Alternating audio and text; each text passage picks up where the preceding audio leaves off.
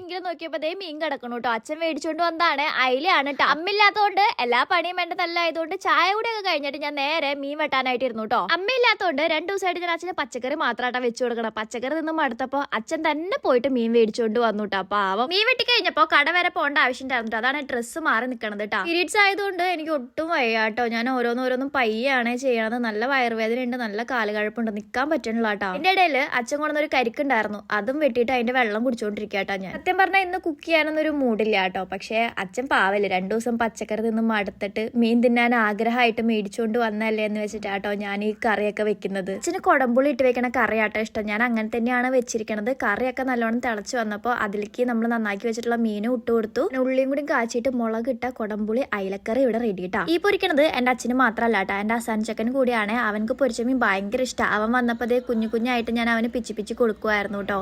അപ്പൊ അത്രേ ഉള്ളൂ ഗൈസ്, ബൈ.